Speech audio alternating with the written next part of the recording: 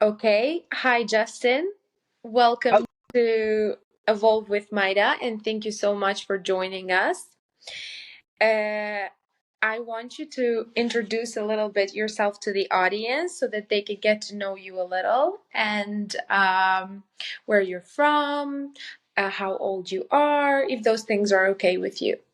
sure, sure. I'm happy to give a little bit of a background or a brief bio on myself. And I'll start geographically. I live in Florida, on the east coast of Florida.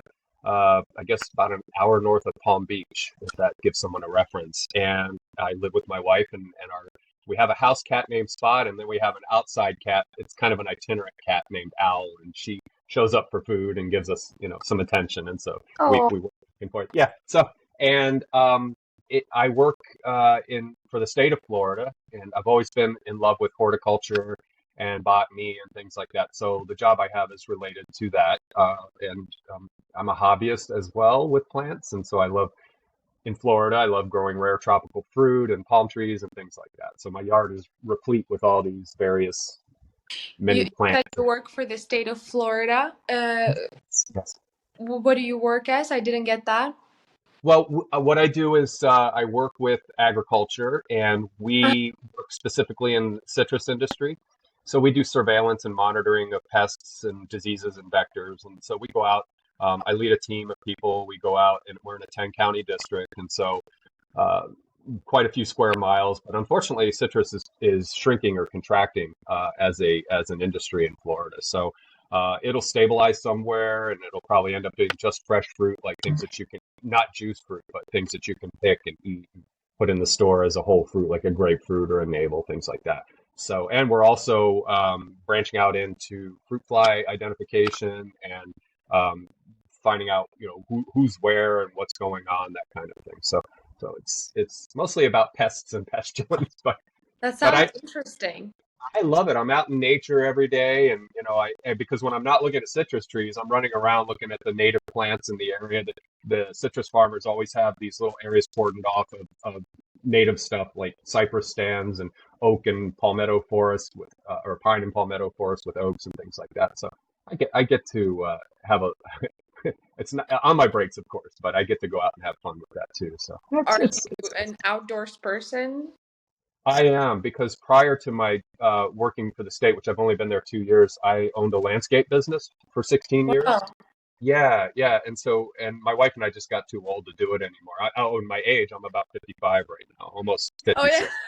So, yeah. yeah, yeah. It's not an old person's game. You're constantly working with equipment and lifting heavy things. And my wife and I about 2 years ago, we were like, we're done, And so, and we Yeah. owned a restaurant together years ago, and she and I have been more than married partners. We've been business partners and Oh, restaurant, is it newsstand. hard to have business with your partner? The fact that we're still married and we still like each other is testament to both of our resolve, right? We ran a restaurant together for a few years, and that will test any marriage. But we never really attacked each other or got really angry. No. I probably annoyed her a lot, but so anyway, yeah.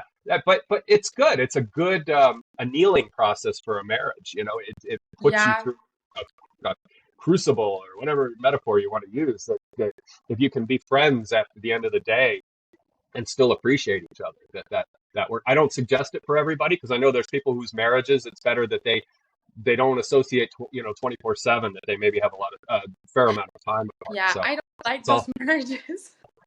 what's that? I don't like those marriages where you cannot associate with your partner 24/7. It's like not to be clingy or anything like that. Yeah. No, But I'm happy. it's Yeah. also like about why wouldn't you be able to stand them? Like it's Yeah. if my husband told me like I don't want to be around you 24/7, I'd be like, what did I do? Yeah, what's wrong? Yeah. Now, I will say that, there are maybe a few hours of the week where she goes and does her thing, or I'll skip off and do But something else. that's different. That's different. Yeah. That's more Yeah, like I need my own space to do my own stuff. It's perfectly just fine. my own jam. And I'm Mm-hmm. like, okay, that's great. Good luck. Yeah, yeah. Because then you appreciate that person when you come Yeah, back after. hours. But Hey, not as like being like, oh, I don't want to like be with you that many hours. It's too much for me. It's like, yeah, holy, what yeah, happened? yeah. So we need to talk. Yeah. Okay, So, but how did you get into this line of working now with the agriculture? it well, to be honest, it was like an available job, and I wanted a soft landing. I dissolved, I sold a prior landscape business to someone years and years and years ago. This one, I just let it dissolve. I didn't really have enough equity in it to sell it. So I bartered out some of the equipment for work for like tree surgeons that I know. They wanted some of the equipment I had, so I got tree work done in exchange. But I didn't, I just let the accounts go that I had. Just didn't want to deal with trying to, sell them off to anybody. Just getting into this job that I'm in now, I had contacted the station supervisor probably about a year before.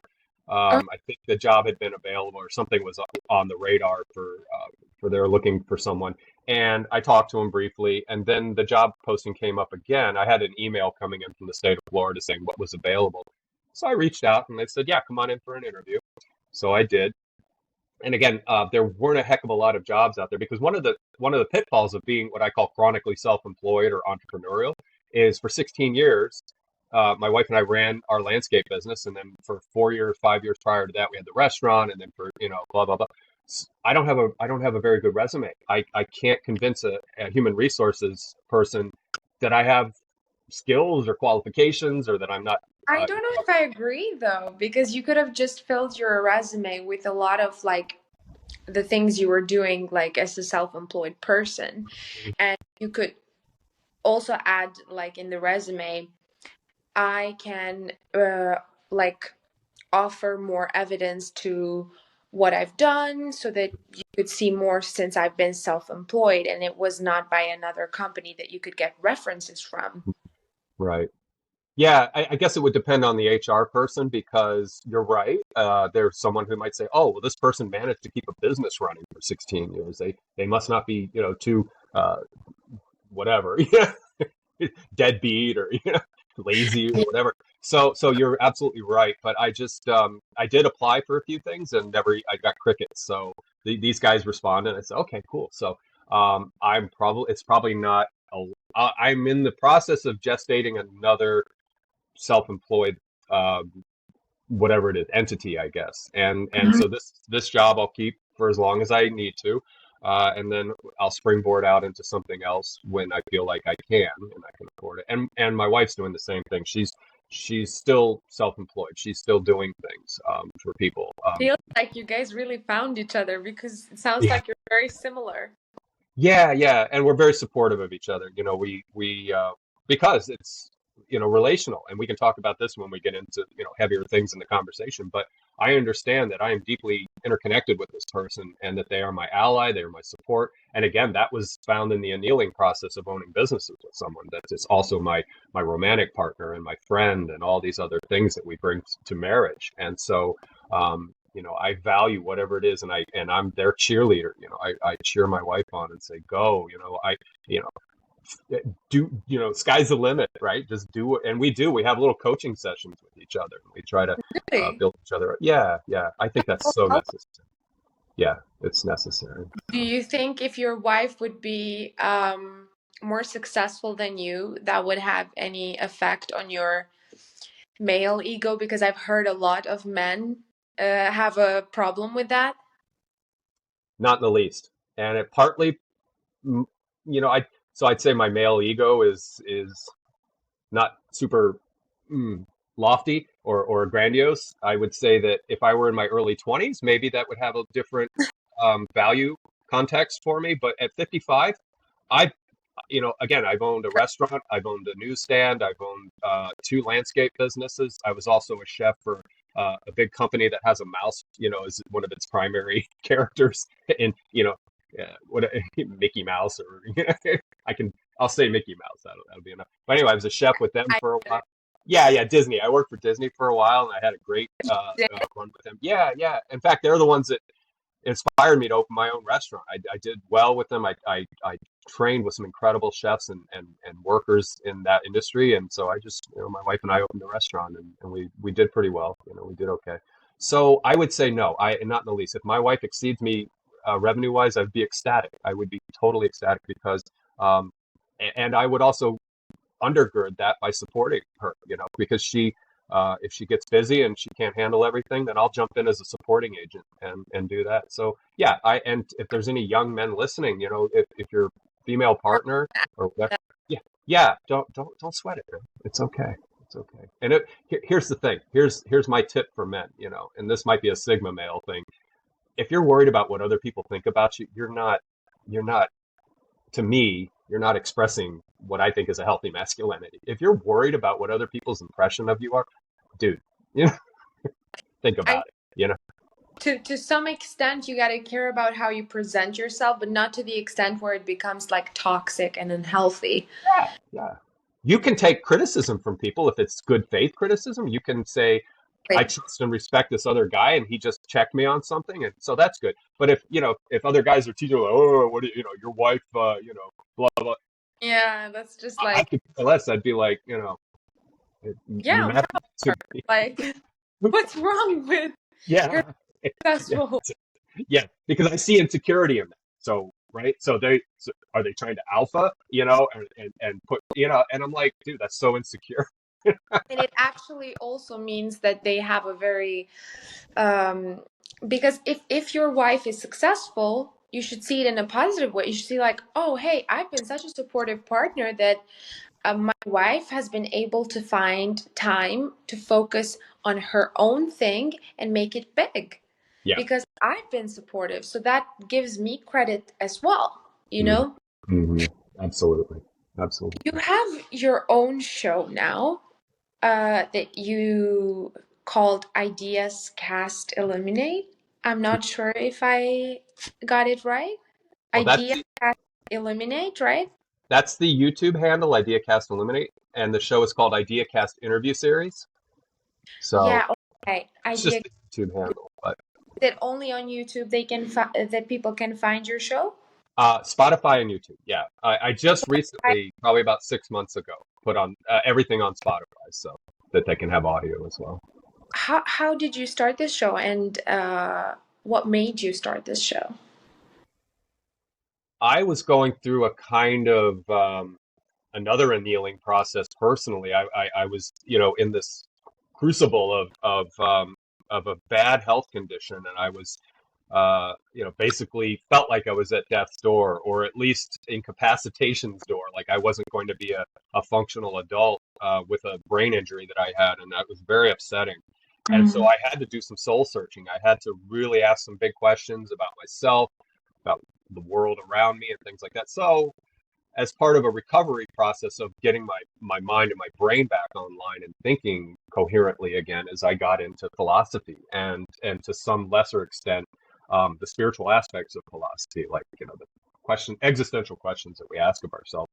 And in doing that, I just fell in love, which is what philosophy is, the love of wisdom. I fell in love with the work that some long dead people are doing, and then people who are carrying it on, the lineage and so forth.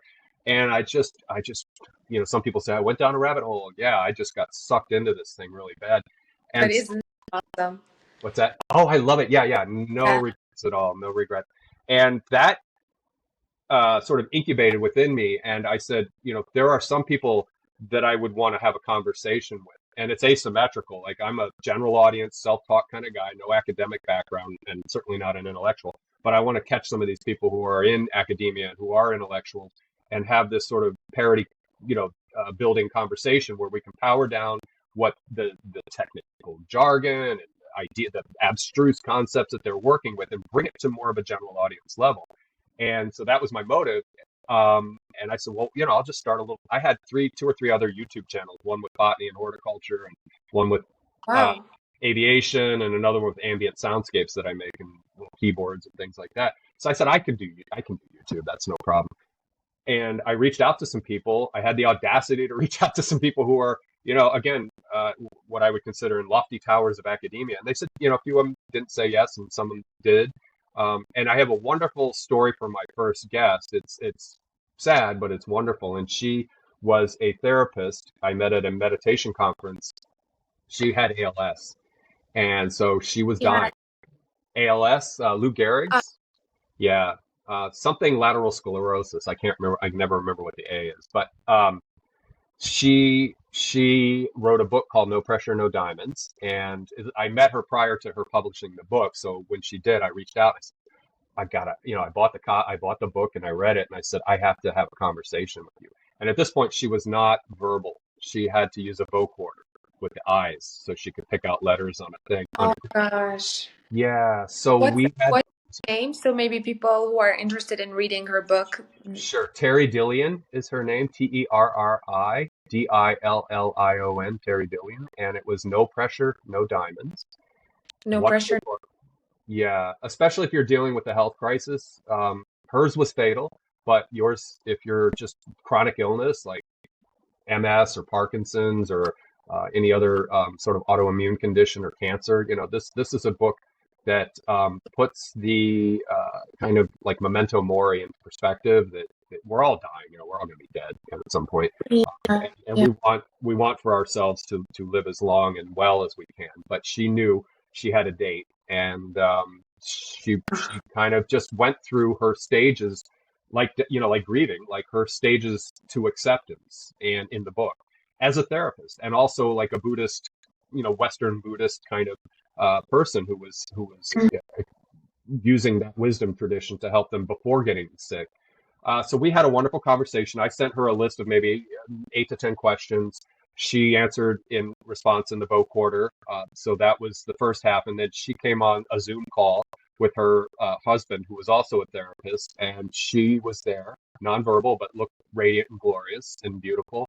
And we talked for another half an hour. And her husband was conversing. And that was my first episode. Oh, So yeah, yeah. And so that was just the best possible way to kick off the show.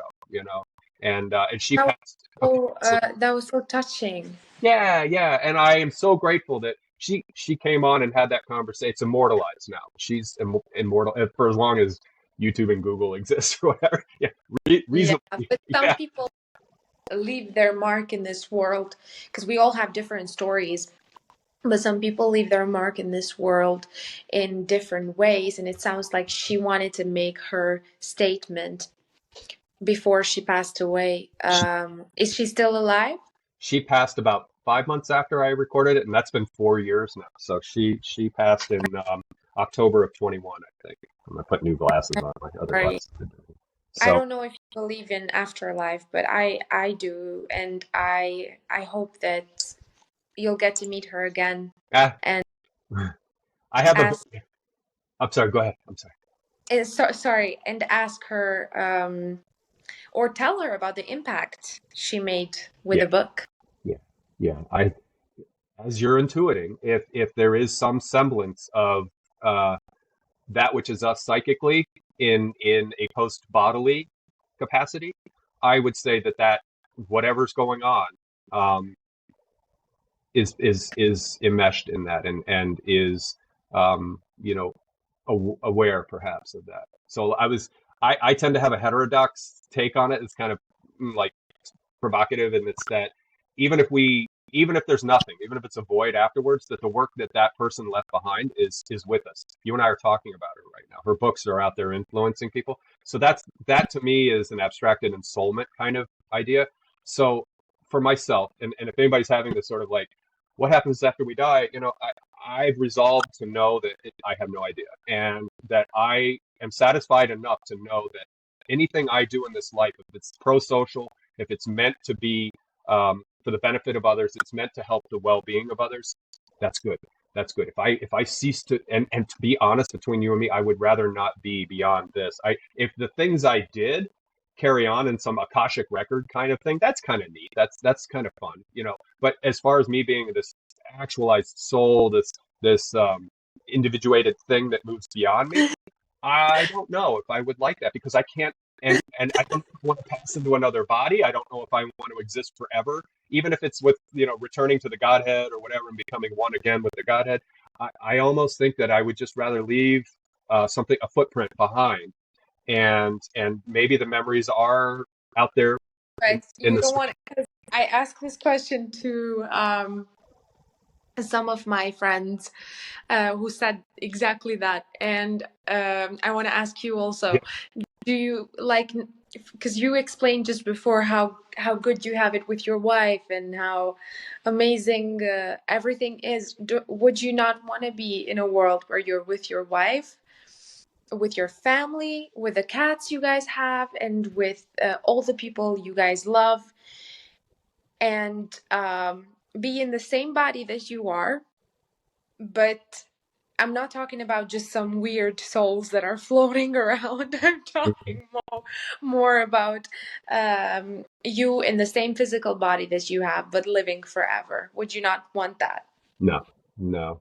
I think to be me for eternity would be horrifying, to be honest. Like right? Because look at how messy we are. Look how, to go Jungian for a second, look how much shadow we bring with us every day when we are navigating life experience. And so I Do you would say that think if I, that's a pessimistic way to look at it? well, if all of that sheds away and it's only the goodness that is preserved in another worldly, another embodiment, um, I don't know. Now, again, how I reconcile that, how I reconcile a kind of immortality is, and this is me being very speculative and sort of take it with a grain of salt, but I would like to think that if there is continuity, that it is the memory, it is the in neuroscience, there's something called the engram memory. It is various neurons that capture like what we're doing right now. We'll remember tomorrow what we did today, and it's a network of neurons that then work in congruity with each other to then retrieve a memory, which again is altered by that retrieval, so that it's different in just the slightest way. If that happens at scale, at a universal scale, that every one of the billions of humans that have existed, and even all the other little creatures around us that have existed, if there is some sort of non-local, non-material, non-yada yada. So we talk about beyond physicality, what might be, some would say, like quantum potential or whatever, the quantum field or the vacuum or whatever, that is all potential, that it is all probability, and that so Plato called it the world of the forms, that forms can concretize themselves as actual, as Whitehead would say, as actual occasions, as things that occur. I would say if you reverse engineer that if it is the forms, that maybe the life that I live is further reified in those forms, or that quantum potential or whatever's going on that we don't have access to, we can't control, that we're not part of. This is where we are, and this is our level at who could be, scale invariantly infinite, just forever and ever and ever. So what I would say, to get back to the idea of the me carrying on, the Justin being in another place, I would leave it in the hands of whatever the process is and say that um, what I do and what I am can be preserved in any way that it will be preserved, and that would be fine with me. But like I said, I think to be my egoic self for an eternity, I think would be, so Nietzsche puts it this way. He calls it the eternal recurrence, and he says if you knew that you were to come back and live this life full of all the horror and the existential miring that goes on, can you, as he calls it, the Ubermensch, can you step up to that occasion and live that life in perpetuity, Groundhog Day, just forever and ever and ever, cycle through this life? And how many of us would say, "Can I live?" Now, of course, that's just one thought experiment. We're not talking about living Yeah, but simultaneous I lives. thought about that as well. And now that you put it into words, I'm thinking like, of course, if somebody would ask us personally, like, do you think that you, and they would show us like all the bad moments in our lives, and be like, okay, do you want to live these days? No, I don't want to. I don't even want to be like existing at all. Don't like even ask that. But if they would put all the beautiful moments, we would be like, sure, hell yeah. Mm-hmm. But then the problem is that I think life is beautiful because with the good and the bad, who you actually are as a person on the inside and what you do for this world matters. Mm-hmm. But in an afterlife, I feel like I hope at least it would be like only good stuff, but that's only like what I believe personally. Sure, sure. What I suspect is, and this is speculation again, I have no, there's a term called agnostic, and it's used in theology, and it is to say, and it was coined by a rabbi, it's not an atheist term, it's agnostic, it's to say, I have no idea.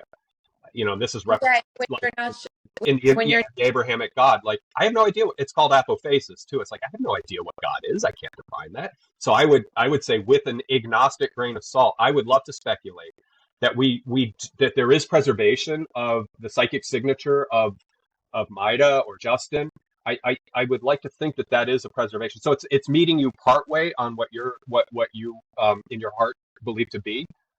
Um, and again, that as long as I don't bring my ego with me, as long as it's like the purest essence of a Justenness that continues or that is assimilated, like I would love the idea of assimilation. Like if so, there are people called idealists or Advaita Vedanta, the Brahmin. Like everything is consciousness, everything is intelligence or a mindedness, and that again, like I said earlier, like you return to the Godhead kind of thing, and that you're reassimilated, and that you were this cell that experienced a topology and an environment and social interaction, psychosocial domains and things like that, and that Godhead or the Brahman or whatever is enriched by that, and it's furthered, it's advanced by that, it grows, it learns, as Alfred North Whitehead said, God suffers with us.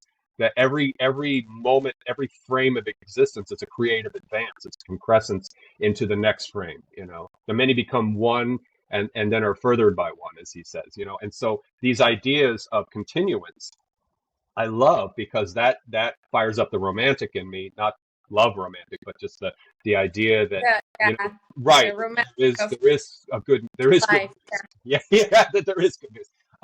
But and I'm also prepared to cease to exist and just go boop, and that's it. But that again, this is where I distill things down. Like if that were the case, that it's more incumbent upon me to leave a footprint in this world, that people who are still there after I'm gone don't say what a horrible person that Justin was. What a terrible legacy they left. They were murderer, thief, liar, corrupt, and or did terrible things. That would be hell. It's like ah, Yeah, that would be your type of hell. yeah, I and think that's something that every good person should have inside of them and think like, what am I leaving behind? Mhm. What is it? But while you were talking, I had another question in mind. Yeah. I want to ask first, it shows on the screen that we're reconnecting. Do you think your internet connection is good? It should be. It should be. My camera's a little glitchy, so if it flickers sometimes, I think I need a new webcam. But I should have stable internet connection. It's usually pretty good. And here it's recording and I can hear you and everything, so I think it's fine as well. Okay, I think that's a feature of Riverside. Sometimes it'll do Okay. things. That's what I've Okay. been told by others. Yeah. So. All right. But what I wanted to ask you while you were talking is if you had woken up, let's say in paradise or in the other world, and you had asked, and you had God in front of you, what would you ask him if you had, if anything? Mm, I wouldn't have any. Only one question you can ask. Yeah, I like to make these questions. yeah. I don't know if I would have a question. Um I, I would ask perhaps of this God, um, if I could commune with it, if I could, to the asymmetrical degree that is possible, that I could have some of the insights that has, and I I'll then turn that over a little bit and say that what my vision of what a God might be is that it is the pars pro toto. It is the totality. It's the singular. So here's a Buddhist koan here, that we are at once unitarity and at once cellularity, and that's a hard one to grapple with, and the Buddhists will talk about that, I think, a little bit, and it is that there is no division, there is no cellularity, and that's like sort of the illusion, but that unitarity, access to the unitarity at a greater degree, might be that communion with God. It might. So in other words, a knowledge or a knowing or access to information that can be assimilated would be that which I would maybe ask of that God is grant me that which I can understand more, because Mm. I don't question suffering. I don't question all the foibles of man and person and woman and everyone else. I don't Yeah. question it. I just see it as this unfolding that we actually have the steering wheel to, but we're distracted and we have baggage in our psychic gear and stuff. So I don't know if I would ask them a really pointed question. I would just ask permission to understand more, to go beyond maybe what this little fleshy thing can do, and just hold that information, hold um, the knowledge, the wisdom, the gnosis, the logos, that I could have access to more of the logos, not as this embodied ego oriented person, but as a disembodied, maybe capable of tolerating that level of assimilation and understanding of what's going on, of what reality really might be. This Justin wouldn't be able to handle that, so I wouldn't ask that in this domain. But if let's say I die and I stand before the face of God, and then I would, if it wasn't a vengeful, angry God, it was a benevolent, kind, loving God, I would ask permission to then know more, that I would want to understand what it's up to, and just imbibe in that, and live with that as whatever I might be beyond the corporeal. So that's a kind of I weird answer, but that's probably what I would want. No, it's a good answer. I don't think there are such things as weird answers. I think we answer as to what our understanding is of a Yeah. certain thing, or what sometimes I answer overthinking out loud even. And you You ask. What would you ask if you don't mind my interrupting? what I would ask? Yeah. Um, why'd you give me OCD? No, I don't know. What did you give me? What? OCD. Oh, it's your superpower. Channel it. I'm the same way. I'm like hyperactive, and I do 75 things at once and everything. So if you can get the reins of that horse, and that's not easy. I think there's so many questions that I would ask Okay. that I don't know what the first would be, but I don't know. I think I would ask a lot of questions. Yeah. So the first It's question it's you hard. ask is, "Can I ask 20 questions?" Ah, Yeah, it's like if you get a wish from a leprechaun, it's like, "Can I have 15 wishes? Grant me 15 wishes. That's my wish." Yeah. yeah. Like I'm a genie. You have 3 wishes. Okay, my first wish is, can I have 100 wishes? Yeah. Right. Five more. Always more. Always the greed. Right. Right. You tend to have a very philosophical approach to things, as I understood by our conversation. If there's one thing that my amateur kindergarten level deep dive into philosophy has taught me, it is that I will never know anything. I will never have an epistemic grip on anything. And Mhm. I call it, so epistemics is to know. It is the study of knowledge. And that I ground myself in what I would like to think is an epistemic humility. I might be self-deceptive in saying that, but I like to think I'm grounded in epistemic humility. So I bring the word agnostic back. I can apply that to just about everything. Now, I can be presented with information and ideas, and I can be presented with evidence for things, but what I would hope that I am doing is holding the information gingerly and delicately, and extracting what I need from the information contextually for that instance, that moment, that conversation, the propositional unfolding that is occurring, and that I let it go. And so, if there is someone listening that is laboring with the idea of not feeling in control and wanting to know certainty, I first of all, I'd say that's an artifact of Western thinking. I can pin that and get back to that later. So I would say that it's not your fault. It's a lineage of hundreds of years of us Europeans doing what we do. And I say European, I'm an American, but I came from Europe a few generations ago. Yeah. Right. So Your origin is it's from Europe, yes, you it's the could say. inheritance. Yeah. And Europe. yep. I've got Irish, German, and Danish, and Swiss, and blah blah blah. So I'm part of that. I'm part of that inheritance, and so I would say that it is part of our culture. And there's good and bad to that. Propositional certitude is good. It's what science does. It's what Some of philosophy does. It's what we do in cultural problem solving. So, but as for us who are not being paid or employed to problem solve, when we are alone with ourselves and we are examining our existential status, I'd say that agnosticism and apophasis and all these other fancy words are a good medicine. It's a good medicine. It's enough to gather information, to know the information, but then also have, again, that epistemic grounding, the humility to say it's okay.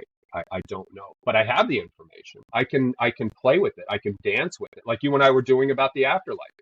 I have no idea, but I love what you're saying and I love what you're presenting, and I want to find synthesis with you in that. And so I make overtures and I let my guard down because I am a little skeptical. Like so skeptical in a healthy way. Like I can't know. I just don't know. I don't know. Yeah, but it's also healthy, and it's also, it shows humility to be able to admit that you don't know something, Right. and then just leave you more open doors to actually go and hunt down more information, and maybe then in the end you find out your answers and maybe you don't, but at the end of the day, putting the pressure on yourself will never help you find the answer either. No, no. The greatest thing you can garner from learning something is it leads you to another question. And that you Yeah. right and that you just don't plant your flagpole right there. You keep the flag with you and you carry it with you on your journey. And again, this is with a lot of caveats, a lot of asterisks here, saying like if you're in physics, you have to plant your flag somewhere. If you're in biology, plant your flag. But sometimes you feel like some things you know are your own facts, and then you realize maybe that you're wrong, and you would be just ignorant to not accept what you have found out to be true now. Mm-hmm. That's why that's why, yeah, I agree. um do you think, because you mentioned a little bit in your bio something about the third generational or generation science, and I wanted to ask you, do you think that that sort of science will be able to provide us with cures for chronic psychological conditions? Okay, so third gen cogpsi it's the latest iteration of our understanding. Cogpsi is a little different than neuroscience. It's more external to the endogenous system of the brain and the network of mindedness that's the body and the brain. And cogpsi brings in exterior Yeah, the right, environment, the and yeah. environment and other people. And so some of them are 4E cogpsi. So there's embodied, extended, enacted, and embedded cognition. Embedded is the physical mind-body matrix, and the extended is books, computers, any storehouse of information. It's exogenous. It's outside of us. That's that. Enacted is the relationality with the world. And what was the last one? Embedded, or no, embodied. Well, embedded and embodied are embedded is also environmental, but embodied is the matrix. So what they do with that is they try to sense make. It's a schematic development of who we are cognitively and psychosocially, psychoemotionally, and I think that will, uh, as an act of reformation, help us break away from old models of psychiatry, old models of psychology. There are provocateurs who are constantly, probing to see where we can let go of, again, artifacts of the past, things that no longer have the same value. This is where epistemics comes back, that have the same epistemic weight. So again, we inherit everything. We inherited our psychology from the 19th century and through the 20th century. Psychiatry, likewise, psychiatry has been evolving constantly.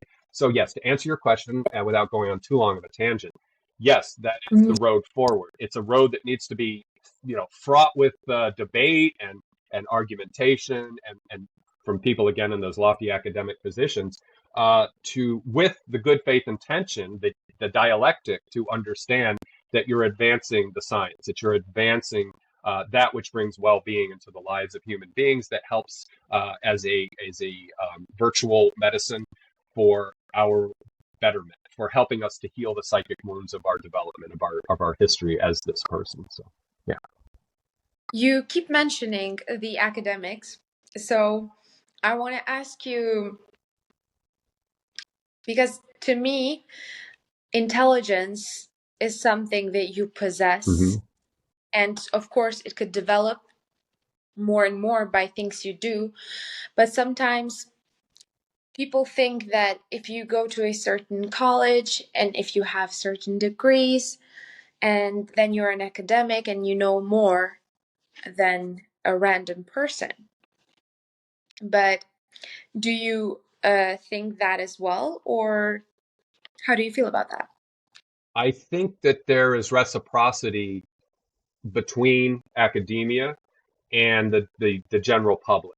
So the pop fi, pop sci layperson, there should be communication there, and it should be enriching on both ends. Now, I just interviewed a gal named Sarita Tekin, and she's a medical humanities professor. She's at SUNY, I think Plattsburgh, which is State University of New York. She just wrote a Mm. book on patient participation in psychiatry in the development of the next chapter of the DSM, which is a diagnostics and statistical manual that psychiatrists, that's their holy Bible. And they extract from that, it's a compendium of information aggregated by other psychiatrists. But she wants patient involvement there because these doctors only have a priori understanding or knowledge without experience understanding of psychosis or schizophrenia or you name it, ABC pathologies. She wants the inclusion of the aggregated anecdotal input from these people that can be filtered and it can be checked for and adjusted for confabulations or whatever they can do this and she understands that this is a valuable tool for furthering psychiatry and for advancing so she wants communication between again the academia the intelligentsia or whatever in psychiatry along with people who are actually dealing with psychosis or schizophrenia any of the affective disorders. And so that's an example, I guess, of that bridge building between the two.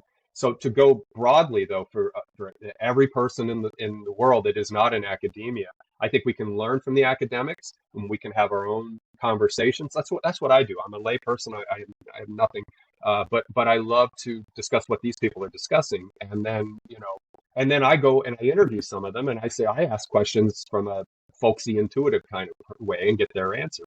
So yeah, I think it's essential. But what I do also do is that I trust that somebody who is doing cognitive science or philosophy of mind is entering as best they can in good faith. They have their dogma, they have their flag planted somewhere because they have to argue, they have to defend a position. I had a guest on named Keith Frankish.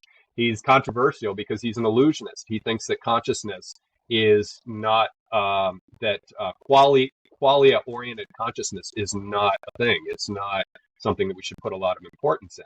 So he Yes. argues, and provocatively, he calls it illusionism, but it's not really illusionism. It's more a second order of processing in sense data that we confabulate the redness of red and the rosiness of a rosy smell, or the passion of a first infatuated, you're in love with somebody. Those are all second order constructs of the psyche of the mind, and that they're not direct one to one mapping with what's out there in the world. So it's weird, but I had him on as a guest, and I had him come on with somebody else that I've interviewed, and they talked and stuff. So these are maybe examples of where yes, there should be interaction and reciprocity between these people, us, or myself, and people who have PhDs who went through their crucible. Right? They went through a lot to get to that place, and we have to Obviously. some of that, and of course there's other people in academia, and I'm like, you know, I'm like, there's arguments out there, and I'm like, stop, Get here. I'm yeah, kidding. yeah. Well, I mean, they got there, but it's like it's foolishness. Like, stop, and so yes, so it's a huge, huge arena. It's a huge arena, but if we're to distill it down to people who really, in good faith, want the best for humanity, then yeah, I put a bit of article of trust and faith in that process. But with But at the same time, I do think that there's a lot of people out there, sorry, that have a lot of knowledge, even though they haven't done all the college or all mm-hmm. the PhD stuff, they maybe haven't had the chance to, their life circumstances maybe haven't been leading them there, or simply they're just lazy, but smart. I don't Yeah, know. I was lazy. Well, actually, I had learning disabilities, so I couldn't really do well in college. We're all a little But I was, yeah, sometimes. exactly. Yeah, It's a human it flaw. is. Yeah, we are who we are. So, How do you deal with motivating yourself, since we're talking about laziness, when you feel like you are being lazy and you still have so many goals in your mind and so many things you want to achieve? How do you motivate yourself? well, as I pointed out a little while ago, that I had this obsessive, hyperactive, uh, whatever I am, this faculty, right? Yeah, and so I feel the gravity of laziness tugging on me. Mhm. So if I have, but I grant myself lazy space. It's like there's a day where I don't want to do something. I just want to be quiet, and which is rare for me. So, but I also feel the gravity of whatever it is I'm procrastinating about. I feel it, and so I say I owe you my attention, but not now. And so I will. Yeah, Right. it takes time also for yourself. Absolutely. Yeah, absolutely. So I try to compromise. I try to deal make with myself and say, listen, grant yourself this day.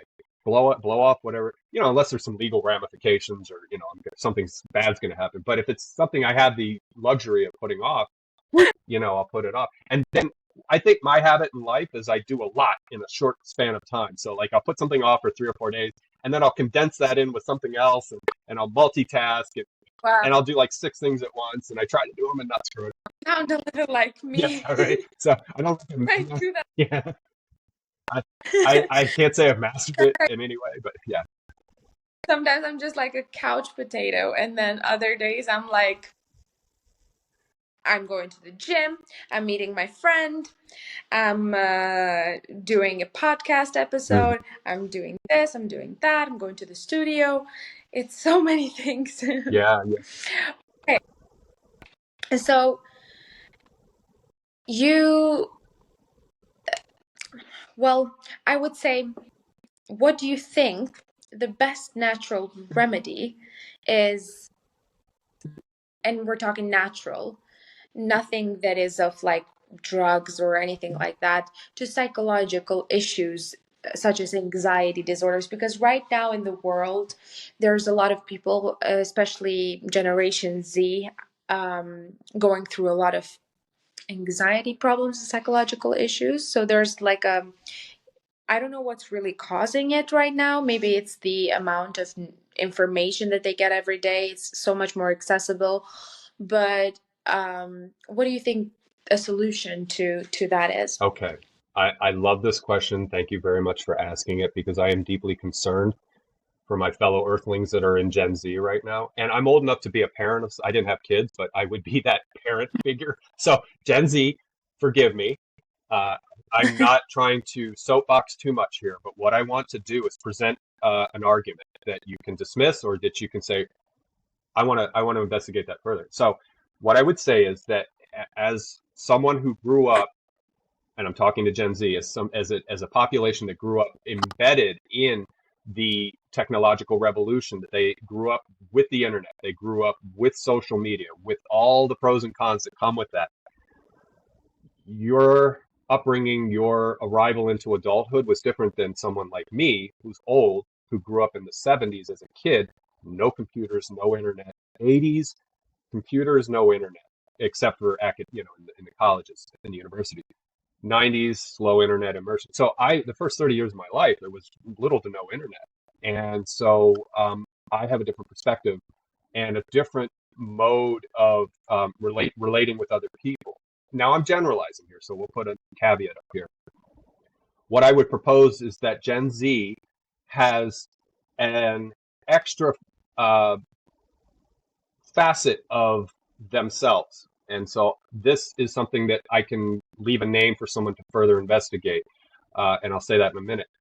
There is a prophilic self that evolves in this generation, and that is the Instagram profile, that is the avatar you created for your TikTok, for whatever platform you're on.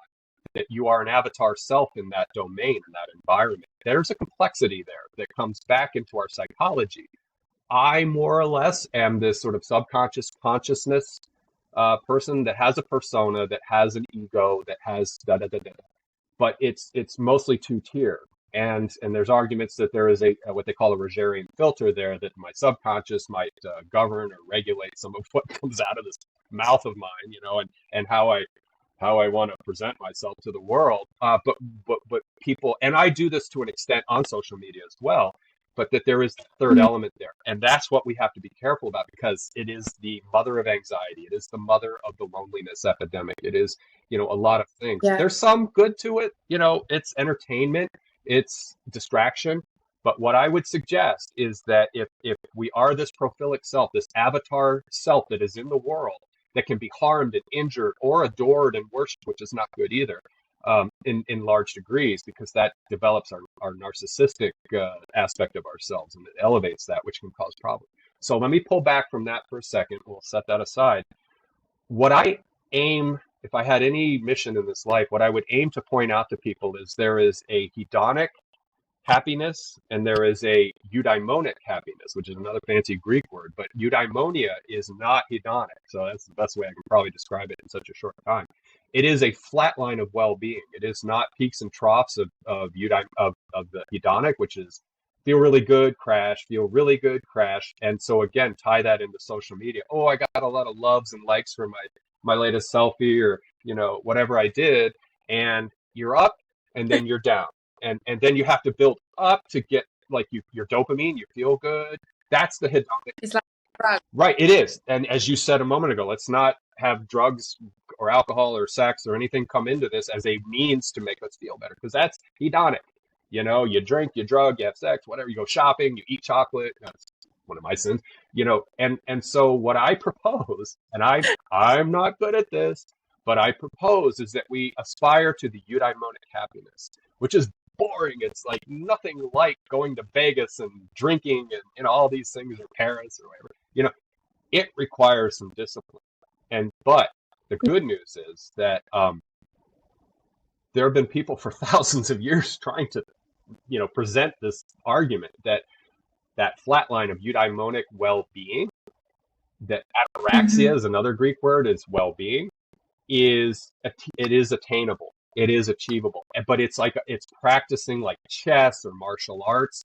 You have to, first of all, you have to suffer enough to be motivated to do it. So if you're sick and tired of this, the bipolar thing, and apologies to clinically diagnosed bipolar people, but this is bipolar. This is up, down, Yes, up, down, up, down. It's just not, it's subclinical. So anyway, that's my medicine that I recommend, is aspire in your life to embody the well-being aspect of what you can be. So we embody different archetypes. Let's just say that we can embody the wise person one day. We can embody the clown, which I love to embody. We can embody the curious learner. We can embody the mothering type.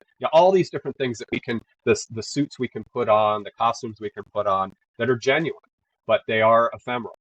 We can't be one thing for a long. You can't be wise for a long time. Even wise people do stupid things, or they get pissed off, and yada. So you get. That's human. I think that's why we should give ourselves a little bit more, I don't know, grace. Yeah. Now, in saying all this, I would say that people are moving in the right direction, because mindfulness is very popular right now. Getting out in nature is very popular. I hope. So that is the medicine. That is it's not a cure, but it is the maintenance that one needs to navigate life experience, absent the For healing. Right. Whatever and this is where we're all individuals, and we have to find what it is. If it's going to a museum, if it's going to a music performance, that you lose yourself in that. A good movie, a good book, a good conversation with a beloved friend. These are the places that we can occupy that take us out of that what some call the hedonic treadmill and the up and down, more to that other side, and here's the other thing: we don't have to completely abstain from hedonia. I'm a hedonist. When I was younger, oh God, when I was younger, I partied, I had fun, all that stuff. But as I get older, and sometimes have flickers of, being a little bit wiser than I was 30 years ago, I so value that. I so want that for my life, that I don't want the boop, the big hit, the big rush, the big happy, the yada yada. I want to go out in nature. I want to take a walk with my wife. I want to go out. In my yard is full of all these plants. I go out every day and I love my plants. I would expect that from somebody who's into Yeah, our my agriculture. yard is crazy. So I just go and I commune with my babies out there, my friends, all these things that they, What's your favorite what's that? plant? Oh gosh. Your favorite plant? Mango, maybe. Especially right. Oh, Yeah, really? I have 7 mango trees in my yard. Um, 3 of them Wow. have fruit this year, so we're slowly picking fruit and bringing it in. Send over. Yeah. Oh God, I love mangoes. Yeah, it's a thing. So I always put mangoes in my smoothies. Like all of my smoothies, mango and all sorts of stuff, but mango gives it a oh yeah, taste. yeah, and it's good. It's fiber. Uh, It's really good. So yeah, so that's probably my favorite. But just because we're tight right now, like they're giving me fruit, they're giving us fruit, and so I'm like, I love you guys. oh, Yeah. sweet. I actually only planted a flower last week, but I don't even know what kind of flower it Oh, is. well, as long as you love it. Google Lens, you can try to ID it. Try to take a picture of either the plant or when it flowers, just try to snap the flower. That's my friend, Google Lens. Because well, with my job, I'm out in nature all the time, and I'm like, what's that? And I take pictures, and it tells me. And sometimes it's not right. Sometimes it's like it doesn't get it right. But then I just save the picture, come home, and do a deeper dive and try to figure out what it is. So I used to send it to my biology teacher. She was also from the US. okay.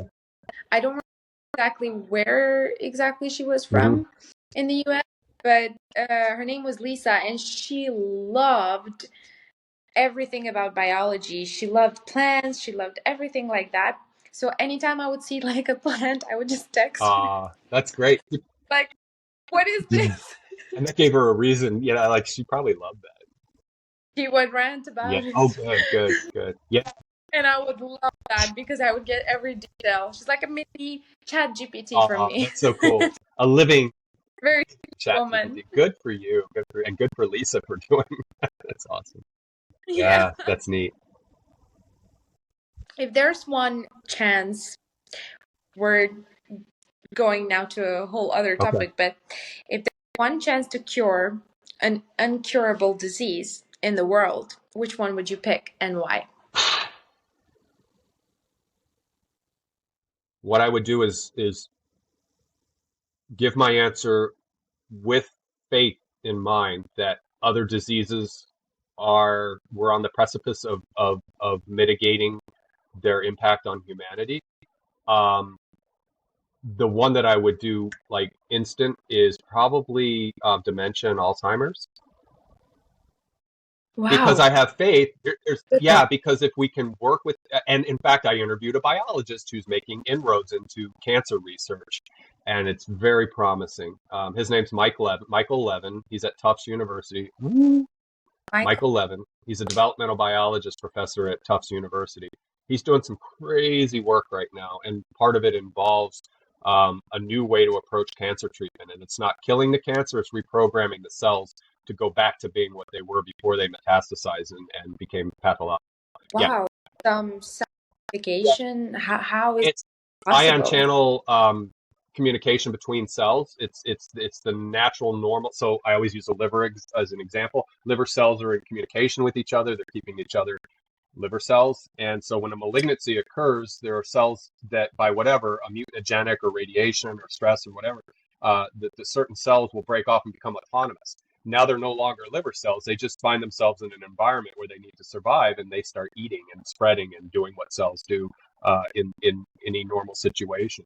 So what he's doing is hacking that ion channel communication, the bioelectric communication between cells, and influencing them to go back to being a liver cell, or at least shutting down as an autonomous agent within a system. So it's in its developmental stages. It's also limb regeneration, like not major, like a whole arm, but like little bits of fingers or whatever that they can program cellular genesis or whatever to come back and put things together. So there's things that they're working on. So that's something that I'm like hopeful that will help, because cancer is obviously a huge thing. But what Yeah, I'm gonna say first cancer because a lot of people answer. It's like the most usual answer, but there's also a rumor that has been going on, or like a conspiracy theory, that cancer scientists or researchers have actually found the cure to cancer, and those who have found the cure to cancer have been murdered by the, Mhm. I don't know, big pharma. Or do you think there's any truth to that conspiracy, or how do you feel about I that? I'm going agnostic on yeah, that conspiracy.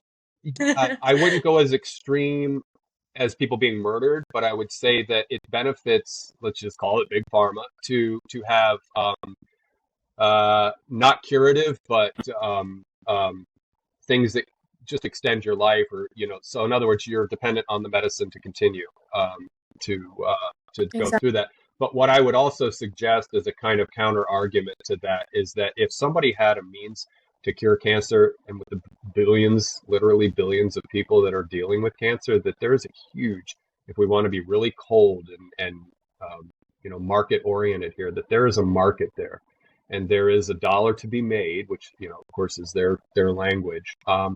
So I would say that if they had a genuine, if it were a miracle cure and you just took one shot, maybe that's not it. But I think there's a middle ground there where if there were such a thing as a surefire way to cure somebody of cancer, that they would implement it, they would make money on it, because there are other drugs for like autoimmune, like MS and things like that, are hideously expensive, and I think that's horrible. I think it's absolutely abhorrent that medicine is so expensive, but that they would probably do something like that. Like, we'll cure your cancer, but it's $10,000, pony up, and then get insurance. Who would do that? That's the thing. Here's another argument. Oh my God, what did I get I had, I behind? had somebody the other day, and their stuff was going on like thumbs up and stuff like Yeah, I'm like, I don't that. know what's It's going on. cute. It works. It's kind of like funds it up a little bit, so it's cute. I know. They're like, okay, what am I saying now? That's so great. I got Yeah, five. it was a brilliant thought.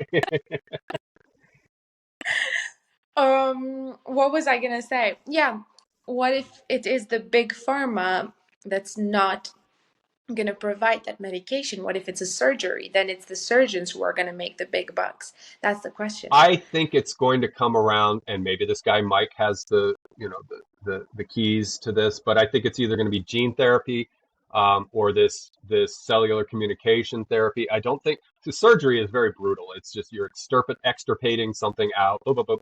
And so that's That else maybe, I don't know. yeah, I have a feeling it's going to be something that's a gene therapy, or again, this cellular communication therapy. And not so much because again, now the strategy is to irradiate, to chemo bombard, to kill the cells. And the big game is to, kill fast growing cells. That's what chemotherapy does. It keeps the slower growing cells alive, and drives the fast growing cells into apoptosis, which is why chemotherapy sometimes works and cures the cancer. And radiation, likewise, it attacks the particular cells that are malignant. Again, maybe through that same method, that the cells are fast growing and they can take advantage of that. So, but I think it's something that again will be more of a liquid or a pill or something like that that's going to enter into the body, um, or some kind of carrier virus, an RNA that has coded information on it. That's how they do sometimes with gene therapy. Yeah. So yeah, To attack the or like the unstoppable reproduction of yeah, cells.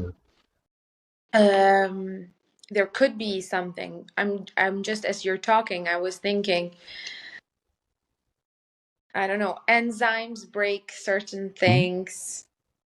So could there be something similar to that? I don't Yeah, know. I think it's the communication system within the body. There's two tiers of that. There's genetic, and then there's this thing that Mike's doing that not a lot of other people are doing right now, but it's changing. that the cells are programmed. They have instructions within them to do things. It's not genetic. It's just this communication means that they have. So, as an example, I interviewed a PhD MD candidate out at the University of California, San Francisco. Her name was Deepa Rajan. She was working with an animalcule called Stentor cerealis. It's a single-celled animal. She was training and habituating the behavior of a single cell that it could be programmed to do certain things. Mike Levin has done the same thing. This biologist, he's got something called a xenobot, which is a frog skin cell from the genus Xenopus or something like that. They take that single wild type skin cell and they change some of the, again, coding in the cell, and the cells become agential. They have a goal. They do things as a single cell that came off of a frog. It's not like a eukaryotic cell that's out there by itself. That's the right one. You were prokaryotic and get them mixed up. But anyway, that cell in the petri dish is doing its own thing, and they have this kinematic replication thing that goes on where they take another inert skin cell from the frog, and it connects with it, programs that cell. That cell then activates, and the cilia that are on it are used for motility, for moving around. They can be trained. They can do mazes and things like that. So it points out the agential nature of a single cell, and again, that is the kind of communication that they're working with, that primitive proto-intelligent thing that's going on down there at those cellular level, I think is kind of the direction that things can go in. Now, to go back for a minute to like the idea that there's a vault somewhere with the cure, knowing how the market system works in pharmaceuticals and everywhere. This is just, neoliberal 101. This is economics in the West 101. That if there was something there that could generate billions and billions of dollars, they pipeline it, and they would, but they would do it to their advantage. It would cost a lot, and it would be something that they would gouge insurance companies with, and we all pay a little bit more, but people live. So I think that that's the reality, is that if so I think people are genuinely not, as the community of scientists and people in pharmacy, we're not there yet. We're not there yet. I think there's a vault somewhere with the cure. I think it's more that we're doing what we can, and they're exploiting and capitalizing on things. The other therapies that tend to work for the most part. And as things break through rather, that they'll bring that into the market. It'll enter the stream, and it'll carry on like it always has. But again, all that said, I'm hopeful that in probably in the next decade or so, that there'll be something that will drastically reduce the lethality of cancer. That you can live with those cells in you; they're not going to kill you, or some compromise that's reached. Sort of variation. Yeah. It's not it's like AIDS, HIV right now. In the 80s, AIDS was a death sentence. Even into the early 90s. Now they have gene therapy. Now they have cocktails that they can give you that suppress that pernicious nature of the virus, and that you can live with it. You can still spread it, so you got to be careful, but you can live a good long life. I know they can get a vaccine for HIV, but can they get it for AIDS? I believe so. Yeah, I believe that. Because I'm not sure about I don't that know. one. I'm totally ignorant, but I don't think people are dying from AIDS at the rate that they were before. So I think that there is something that's on there. So I don't know though. How much do you think being healthy has to do with self-improvement and self-care? I like that. Yes. They go hand in hand. So sometimes we hear this phrase like mind-body relationship. Well, the mind and the body are the same. It's the same thing. I keep bringing up my guest. I had a guy, Tom Elliott. He's a British professor of, he might even be in Sweden, I think, where you are, or Really? Denmark. And I'm so sorry. I don't, I'm not trying to conflate the Denmark. What's his name? Is it Tom Gilbert? I think is his name. Oh God. Yeah, he's a professor at one of the universities. I want to say in Stockholm, but I'm not sure. So or no. if you know the name of the university, I'd probably be able to. If you'll grant me just a second of dead air, I can pull him up real quick for you. I'm sorry. This is bad video here. Go ahead. I'll get his name in two shakes of a lamb's tail. But then you're probably gonna get his country. It's Tom Gilbert, director of the Center for Evolutionary Hologenomics, and so he is working with the holobiont, which is our gut flora. Um, and there is a whole world of communication and he's at Copenhagen, so he's Denmark. Sorry. Okay, so yeah, I Like thought he was in Denmark. Stockholm, but anyway, I apologize. Still silly Very American. close. Yeah. So anyway, No, don't say well, that. I've been to Sweden and I've been to Denmark, and I've only been to Malmo. I only Have went you to Malmo briefly because I was in Copenhagen. This was 30 years ago, so I took the ferry. to think about Yeah. these two Yes. countries? Oh God, I want to go back. I want to keep. Yeah, someday my wife and I are gonna backpack it through because that's what I did years ago. I just went for weeks and just backpacked. I a lot of Americans do a lot of I think you backpacking. should do it in your 20s. I think, young people in the US should go over and experience Europe. It'll temper you. You'll. I want to do it for US because I live in Mhm. Europe, but I would love to see US. I've never been Oh, there. okay. Um, yeah, depending on what you want to experience, the desert Southwest is beautiful. Uh, I want to do Route yeah, yeah. 66. Is it? Starts in Yeah. Illinois and ends up in That, California, I think. That would be a good I American want experience. that Mhm. experience because I've heard about that one that a lot of people have had a lot of fun with it, and then I also want to go to New York, obviously, but especially for Oh Christmas. yeah, yeah. No, I'm sure it's lovely. Yeah, New York and we call it the Northeast Corridor, like New England, Massachusetts, all of that. It's really neat. New England is gorgeous. New Hampshire and what else is up there? Connecticut, Maine, all that um, is really beautiful. What's your favorite U.S. state? What's my favorite? My Favorite U.S. gosh. state, Well, I'd have to be biased a little bit towards Florida, but state outside of Florida. except Yeah, Florida. I lived in Virginia for a while. I love Virginia because it's got mountains. It's beautiful. The winters are cold, but they're not super brutal like up in the Midwest, like Minnesota and places like that. Virginia is Hmm. gorgeous. I loved Arizona and New Mexico when I was there visiting in Utah. Beautiful. That's why I was saying the Southwest, if you want to go see some nature, some really crazy landscape. Yeah, those are fun. So gosh, I don't know. I'd be torn between probably Arizona and Virginia as being just absolutely amazing places to go. So my picks. Are Americans, do they like tourists? Yeah, yeah. Here in Florida, I'd have to say yes. And we don't even really complain too much, I don't think, because they are such a life bringer of economic, uh, um, you know, keeping us propped up, keeping revenue coming in. So, and Florida's a little cheesy as a tourist destination. In fact, if I were to suggest to you, if you were to come to Florida, I would say go over to Bradenton, Sarasota, which you can fly into the Tampa airport. St. Petersburg is nice. It's like you can go through an arc from Tampa to St. Petersburg down to Bradenton and Sarasota. The Bradenton and Sarasota are really neat. They're not super massive cities. They're sort of mid-sized cities. A lot of for America, a lot of art and culture. And I say that to a European with a grain of salt. It's our kind of, but it's a taste of Americana, you know. And if you go a little further down into Fort Myers and Naples and things like that, there's some really neat botanical gardens and art museums and things down there. But I love Miami myself, but Miami is a lot like New York City. You better be prepared because it's crazy, it's chaotic, but that's what. A lot of Yeah, partying. Miami is a lively city. There's a huge Cuban population there. They know how to live. They know the what is it, the Vita whatever.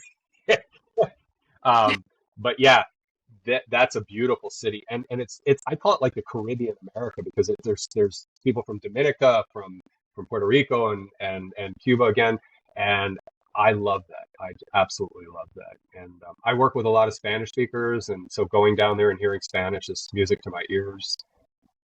Do you A speak little. Spanish? I'm probably at the level of a 2 or 3 year old, but I speak it at work, and they put up with it. So I can't conjugate past and future so well, but I have a big vocabulary for present tense things, so I can do basic conversation if I have to. But if somebody's a good English speaker and they're bilingual, I stop. I'm shy. I am not going to. You speak English very well. I'm not going to speak my crappy Spanish to you.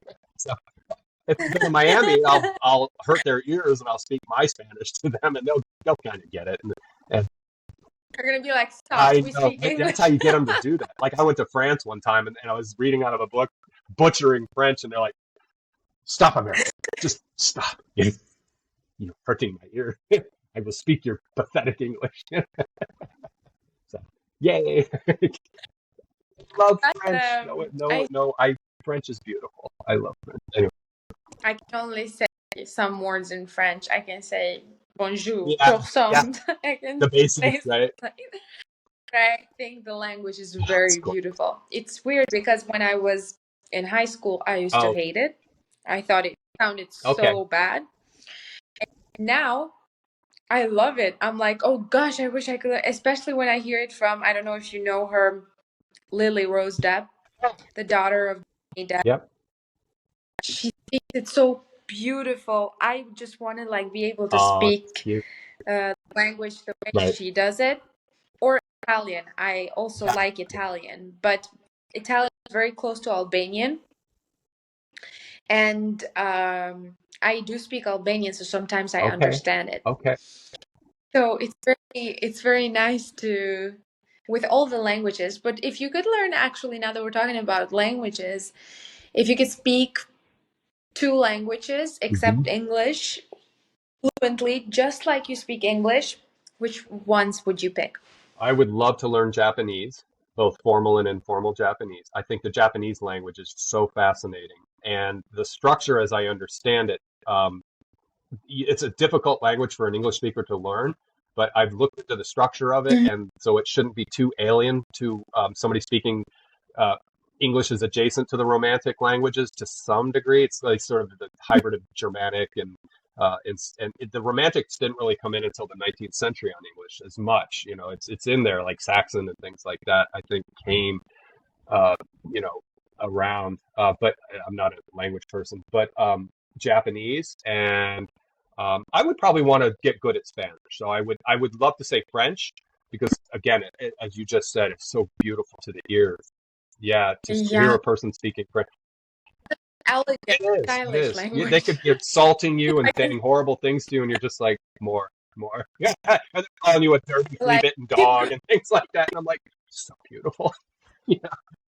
this is actually reminding me of something. We went to Albania with my husband Okay. last summer, and there was this Italian couple that were right beside our hotel room, and gosh, they were fighting so badly.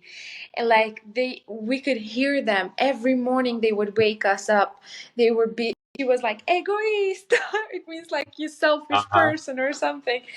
They were like, but it sounded so good. You could not even It's complain. a beautiful rage fest going on. Like, okay, this is how you guys fell in love. I understand. I hear you. I Yeah, passionate. make light of fights They're like that, passionate. They're but not fighting. And it's the same thing with and forgive me anybody who's a Hispanic or Latin American, but there's passion there. And so the fighting is part of the thing, and it's not healthy, but that's part of the well, thing. You know. well, I totally agree as an Albanian because Okay. I'm Albanian. Okay. We have a very in the warm countries. I think we have a very passionate way of talking, and we do these talking hand Uh-huh. gestures, and we Yeah. very Yeah. like Yep. we're doing the mind body Yeah, it's thing very integrated, well. right? I love gesticulating. You probably see me waving my hands the whole conversation, but and I picked that Yeah. up from my mother because she grew up in Venezuela, so she spoke fluent Spanish when I was a child. Didn't teach me Spanish, but well, I Oh, got the ear for it a little bit because her sister lived with us and they were fluent and when they didn't want me to hear stuff blah, blah, blah, in Spanish, and I always got yelled at in Spanish. So, oh my, yeah, that's so mean. she didn't teach me Spanish. And so, but I think she gave me enough to where now I can, like, when my coworkers and 2/3 of them are Hispanic and they speak Spanish, I understand probably 40 to 60% of what they're saying. I get it, and yeah, there's That's obscure, but awesome. I can't speak 40. I can speak. Yeah, but that means you are very Yeah. close to like learn the language because when I started learning Swedish, I also had this moment where people would just say stuff and I'd be like, what? It, and I spoke a tiny bit of Okay. German back then. So it would only sound as German to me, Uh, but backwards. And I would just be like, what is going on? I'm never going yeah. to learn this language. But then I started understanding them so much more. And when you start to understand, that's when you actually are on your way to learn Okay. the Okay. language. I had a Colombian lady years ago. I'll insert this. You might find this funny. She was from Colombia. She was in her 70s. Sweet, wonderful gal. And she said to me, we were talking about language one time, and of course she's fluent Spanish, fluent English. And she said, you know, somebody once told me that when it comes to language, she said, German, it's what you speak to your dog, and Spanish is what you speak to your child. French is what you speak to your beloved. You know, she said that to me. And I get that. I get that because I love German I too. I totally love to hear love German, but really, it's kind of forgive me, German speakers, but it's harsh to my American ears. It's like, you know, and I have a friend that's fluent in German. It's American. I would say harsher than Yes, yeah, Russian. and Russian has a softness to it, but you're right. It's also a very sort of No, Russian is more like right. I get that, but what when we relativize it with German, but yeah, German can just. But I love German. I love hearing it because it's just different. And yeah. I've lived in Germany, and it's sometimes I hear some German speakers around here in Sweden as well, and I just go eavesdrop on their conversations because I miss right, the language. I right. miss No, I love to hear German. Now, see, so my much. father was fluent in German, so that's probably why I love it. Did you teach me German? No. My parents. You know what? I guess you should honor your parents and start learning I a new should. I should pick up a language. little survival German. But yeah, so to go back, Japanese and probably Spanish, even though French is more what I would want. But I would want to die speaking Yeah, Spanish, and I'm learning, but you know, it's slow. Yeah. that's beautiful. Well, I want to ask you, is there, since we dove a little bit into languages now, so well, back to our topic, is there a book or resource that has had the most impact on your self-improvement journey or on your life in general that you would recommend to Oh, others? okay. Recommend. Gosh, I don't know if I could single out a particular book that just flipped my switch and just had me like do a 90-degree trajectory shift. I'm looking at my bookshelf right now. Um, Gosh, if I could alter your question a little bit, maybe like a thinker, like so Yeah, maybe they publish absolutely. books, but a thinker that really changed how I see the world. And there's an academy of people. There's so many. Gosh, I'm sorry, I'm dragging. I'm trying to come up with something that I think people. Yeah. No, we could get back to the question Okay, if let's you pin want. that for a second, and then if you have another question, and then we'll pull it back. Because let me. I have Sure. to. I want to make sure. Oh. Anyway, yeah. Go ahead, and then it'll hit me. It'll come up inside of me. You could Okay. save that for later. How do we touched on it a little bit on our conversation, but how do you think practical experiences and spiritual pursuits diverge in shaping our understanding of existence to your understanding? Go ahead. Did you have a? Okay. No, Um. it, yeah, according to Okay. you. Yeah, So I'll have you walk me through the question. So spiritual and practical experience are. precisely. For instance, if you have like some sort of practical experience that you do, some ritual that you do for your body and for your mind, and for some experience that has happened to you in your life, along with what you believe spiritually, if anything, how does that shape your understanding of your existence as a person? What I might respond, the way I might respond is to say that, and this is going to sound cheesy, but practical, everyday, mundane experience can have a kind of spiritual nature to it. And so that I might not, so I might find convergence or overlap in the tedium of doing and being, but that if if one lenses it in a particular way, and this is when convenience is, appropriate when you can do it, is to say that that spiritual aspect of yourself can be there with that. They can be so. You mentioned, I think, like what is a spiritual practice, maybe, or maybe that was part of the question.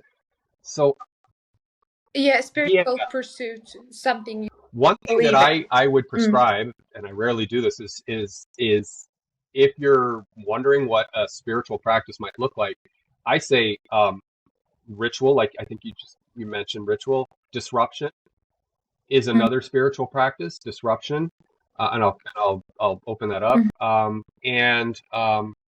And imagination is tapping into the imaginal, the domain, which is could go back to the quantum field, or the platonic forms. That's the imaginal to me. So to go back to spiritual versus mundane, I would say that life experience can be, now let's just say you're at work and that's not really spiritual, or you're doing a chore, which could be spiritual, but maybe not. So we have to balance all this out. But I would say that if you get good at it, that you can bring that spiritual aspect of yourself into everyday practice. Uh, it may not be Yeah, apparent, it may not arise for you, but when it does, it could be perhaps the salience there is like a moment, like a flow state moment where you're like, you can find yes, a yes, because connection. I have a very loose definition of spirituality, and essentially it's what you and I have been doing. We're two minds who have converged for a moment to exchange ideas and thoughts for the sake of um, wanting to know more, or wanting to know diverse ideas and thoughts, and to open up a field, like we were saying, with the Dialogos, opening the space and all that kind of thing. I think we did that before. Yeah. So to me, that I hold that as a sort of ground floor of spirituality, that you're alive and you're onboarding information and you're engaging in conversation with somebody who wants to engage in a conversation. That's the beginning of the spiritual experience. And so that could be very tedious and mundane in the same regard. So maybe there's overlap there. And what I would say is that the disruptive aspect of that is that a new novel experience has just presented itself to you, and it shook you out of a kind of torpor that you were in, maybe, that you were moving along with your life, and and if you think about like shamanic ritual and religious ceremonies, they are disruptive. Whether it's somebody taking a hallucinogenic mushroom, or ayahuasca experience, that's disruption. Or dancing all night around a campfire until you lose your mind, and that's disruptive. Or Sufic dancing is disruptive because it takes you out of your normal conscious state and puts you somewhere else where you can have insights and you can tap into the imaginal, open your imagination, come back with that and process it. Just like somebody who took a psychedelic, they come back from that crazy, weird, surreal experience and they want to integrate, they want to process that. So to me, I've deviated from your question a little bit, but it's like everyday being, everyday Okay. behavior.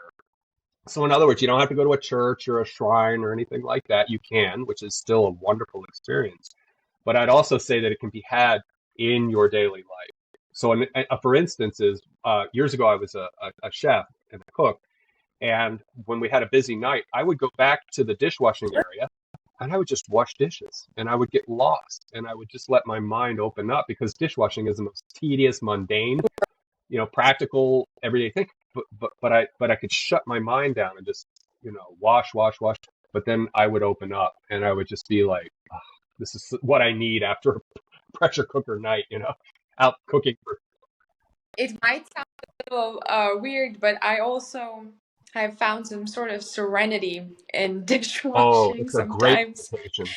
Like you're just doing something Hmm. satisfying, and your mind just goes everywhere. If I don't have like for instance, I can't even sleep without, and this is maybe not healthy, but I can't even sleep without having something on, like a Yeah, podcast or someone speaking, or like just the TV on, so that I have something in the background.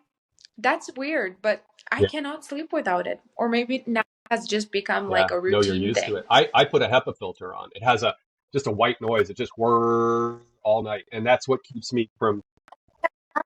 Puts Yeah, to sleep yeah. in like I this.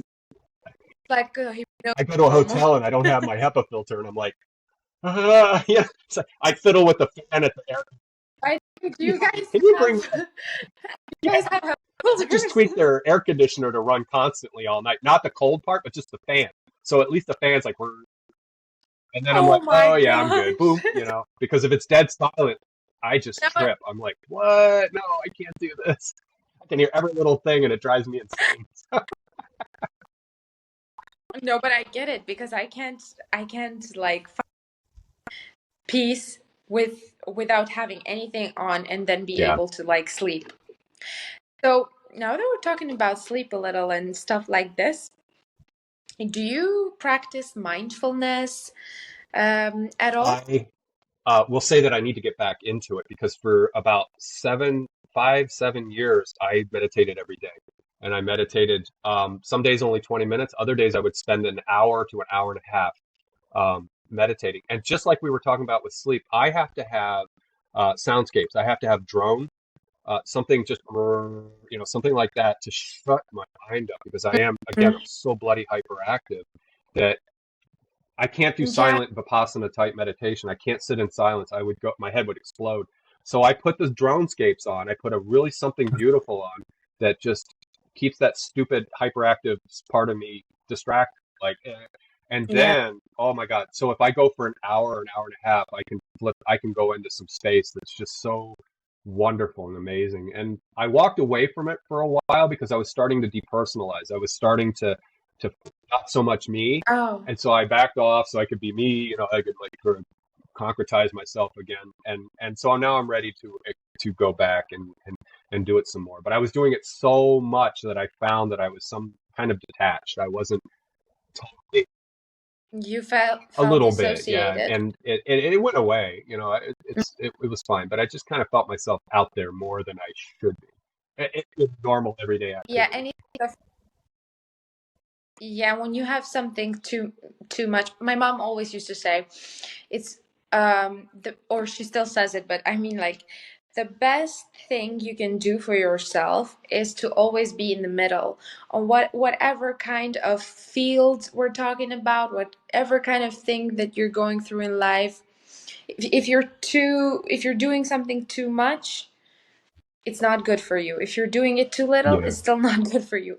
Balance is key, so stay in the middle. So I wise guess, yeah, we should take Wise her woman. No, and advice. that is a lot of Eastern philosophy. It's Heraclitus, the union of opposites. There's so much Yeah. embedded in that, and it's part of our legacy of Yeah. trying to do well to the well-being flatline thing. Yeah, don't overdo, don't underdo. Find that middle ground. The balance is very, very important. How do you find balance in like a very, when you have stressful days, with a lot of work, maybe a lot of chores, a lot of things you have to do? I look forward to passing through those obligations and the stress that might come from a work obligation or a domestic obligation or a doctor's appointment or whatever it might be. I look forward to uh, the other side of it, the after part. It's something that I can then tell myself that it's not so much that I want a reward for it, but it's that I will then move into a space where I can do something that's more satisfying or less demanding. And so that's my lure. That's my way of saying, look, dude, just do it. And that goes back to the laziness discipline thing. Like, discipline yourself to say, do it, get it over with, and then you can go do something you enjoy, like go walk around and talk to my plants or whatever it is. Yeah. So Mhm. I guess that's my little hack is to say, when you move through that experience, then there will be something there that you can find more fulfilling or more refreshing or whatever that might be that you're looking for. That's awesome. I want to go back to that question, but Okay. modify it a little. Is there a philosopher, maybe? The question is better because you said you were into philosophy, that has left a mark on your mind and life, that you really appreciate? Yeah, and this goes back to the book question. I might be able to unpin that and bring this back in. Again, there's a stable full of these people um, who most of them are gone now. They're part of the 19th century or the 20th century, and each in their own way has opened up an aperture for me or expanded my single aperture. to see how I'm interacting with the world, and maybe what weight of responsibility I have in the way I interact with the world. And so there are people from the 19th century that were asking big questions, and the European, the idealists in Germany in the 19th century were trying to reconcile what happened when we had the Enlightenment project in Europe, when we bifurcated science and religion, and religion was off, drifting off this way, and science was trying to answer and solve a lot of our questions that religion had handled for a long time. And so these German idealists in the Weimar, like Schopenhauer and Fichte and Schelling, and to some extent Goethe, and then later you had people like Hegel, and then followed up by Nietzsche, who I talked about a little while ago. So they were asking these deeper questions about how do we have a meaningful, substantial life beyond pure existential, baseline, just being. And they wanted Mm-hmm. to understand that if we push religion aside, and it's not everybody, but if they're out there and they're not religious anymore, like how do you live a meaningful life? How do you live a fulfilling life? I think that's still a very relevant question, because I think there are people who are moving away from, let's say, the Abrahamic triad of Islam, Christianity, and Judaism, and not necessarily wanting to believe all the supernatural aspects of that, but they also recognize that if you do separate yourself from what might be your uh, tradition from your childhood, that you were brought up in that way, that there's a vacuum that's created, and how do we fill that meaning and purpose vacuum? And so they were asking these questions, and those I think are important questions. And that's a lineage that carried through into the existentialists in France in the 20th century, and they're all kind of radicals in the sense that they were politically feisty and wanted change and things like that. But they were also asking these questions like, uh, how do we sense make? How do we find meaning? How do we find purpose? And so I couldn't nail it down to one particular person, like the idealist. There was Schopenhauer again. He asked some good questions. Some people might not like his work because he's a pessimist. He wasn't a very cheerful guy. He was just kind of, but he had some good insights and some good thoughts. Right now, my people that I'm working with are Deleuze and Guattari from the 20th century, not too long Mm-hmm. ago, 30, 40 years ago. They were asking these kind of questions too, and they developed a language to try to understand relations, semiotics, which is symbols and signification, and language. Language is very semiotic. It represents things. It's all metaphor. I mentioned, I think I mentioned Alfred North Whitehead earlier. Wow, really interesting guy. Trying to do a synthesis project. Hegel is very hard to understand, but he had some good ideas. Nietzsche was kind of crazy, but so a lot of these guys were doing things. And then in the East, Sri Aurobindo was interesting because he was a Hegelian, and he synthesized Hegelian thinking, which is about synthesis to some degree, into Indian spirituality and Advaita Vedanta and things like that. So people who are in these crossroads and these overlaps are also fascinating to me. Uh, so I can't give a single person, but if any of those names I pulled out, um, if you follow how they respond to each other through time and how they pick up, like Baruch Spinoza was, or Kant, Immanuel Kant is like kind of where it all starts, and he was asking questions about mind and physicality, and Descartes was mind, I think therefore I am, and he sort of set up this kind of um, question about substance versus the extension and the mind and things like that, and how does that relate. So there's this whole genealogy of thought from these early people, like again Spinoza was a fascinating guy, and Descartes, and then to Kant, and Kant picked things up, and there were post-Kantian people who, like the Weimar idealists, who were picking this up. So a lot of stuff. And then you go all the way back to the Greeks. There were Greeks who were like Socrates and Plato and Aristotle, all in their own way, doing really amazing stuff. And pre-Socratics like Anaximander,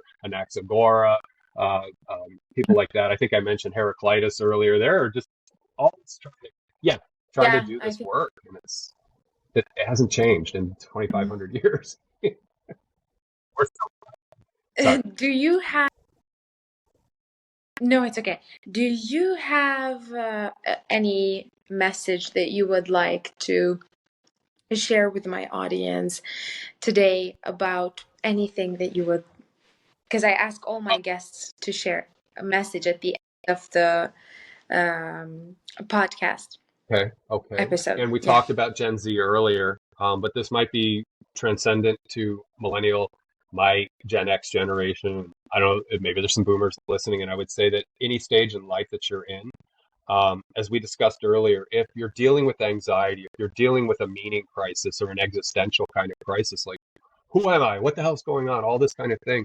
Um, be aware of how you sense make. Be aware of how you bring meaning into your life, and filter that through perhaps a simple screening process. And so, to speak to Plato for a moment, he talked about the true, the good, and the beautiful.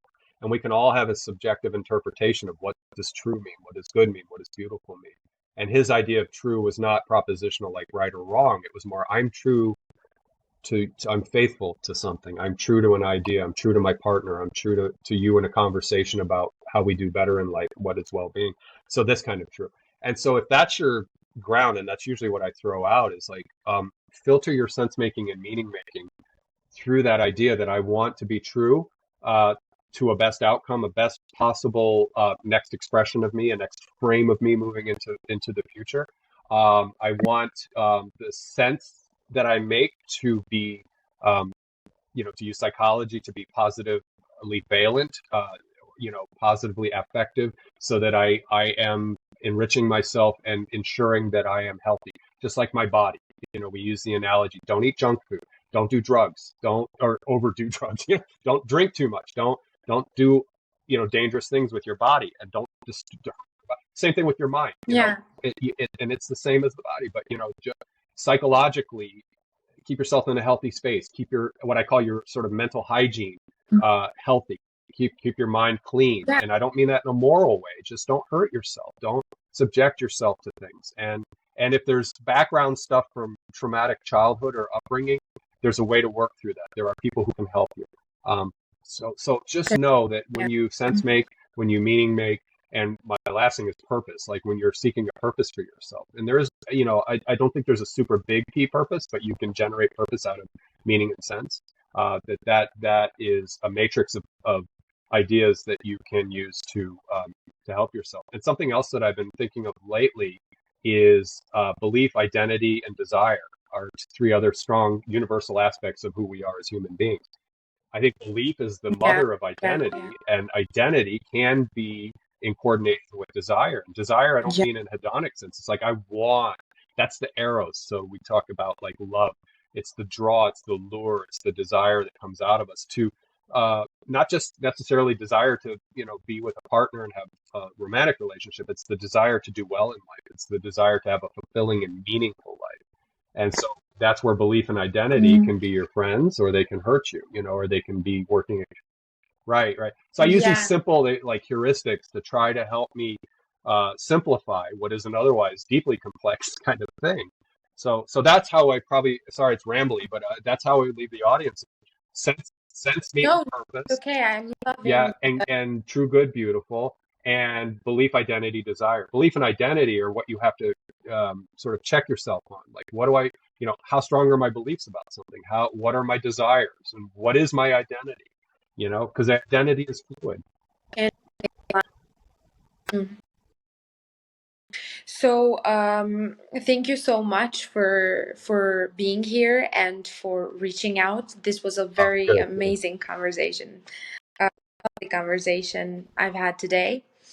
And I think Maida, it was lovely to have as you. well, because you created this space and this is your show, and I would love to see your show full of guests that just help your audience learn and change their course. Yeah, so I'm on your team now, and we created a conversation, and I want to offer my gratitude to you for that. So and you're well, thank you. Yeah, anytime. maybe we could do a follow-up sometime and talk. And when you get some guests on board, and when you've had some conversations, come on over to my show and we'll talk. And you can tell me things you've learned from your guests, right? And I'd love to have you as a guest, because I have everybody on my show. I want to hear from everybody. I want to hear the arts and entertainment, the heady stuff from academia, people who have just had regular life experience, and I call them alchemists. They've converted a crappy childhood to, I'm helping people now, instead of being crazy and doing bad things. So anyway, you fit in there, because your quest is, as you say, it's for well-being, it's understanding what is a person doing for their their contribution to society, and that is a rich terrain to explore. And so let's do that. Yeah. Yeah, we gotta find a way to put our mark on this world, and this is one of my Yeah. ways, I Same here. guess. Same here. So, So lovely, and maybe we could end with you telling the audience where to find you so they could okay. also find your show and watch your show Yes. or listen to it. Okay, it's So yeah, IdeaCast interview series, and if you want, I can send you the link, and you can put it in the show notes or the description too. Okay, and they can absolutely access me that love way, to. and I don't make any revenue from the show. It's a project, it's a volunteer kind of thing I do. So it's done for my desire Hmm. to be a helpful person in the world and bring these people. Some of them already have quite the prominence. They're public figures. They don't need me, but they came nonetheless to talk. So, but any of the people I put on my show, I have 100% support for. I no regrets. I just am so grateful that for every single. I've had 145 or six people now. Every one of them, I'm just so thankful to have had them. Yeah. Wow. So go check out that show if you want, and they're good conversations, and or on Spotify as well. So we'll get you those links. But it's IdeaCast interview series. And if anybody wants to reach out to me kind of and ask a question, just leave a comment in any of the interviews and say, hey, reach out to me and we'll connect. And I can, if there's anything that came out of this conversation, you're like, you want to ask me a reference, like I can direct you to somebody or something else, let me know. I'll be happy to do that. So I want to thank you again, Justin, and thanks to everyone who has been listening or watching us. And yeah, we wish you a Yeah. great day Yes. or night, Whatever. wherever Yes, you're listening absolutely. from. Absolutely. So, bye bye.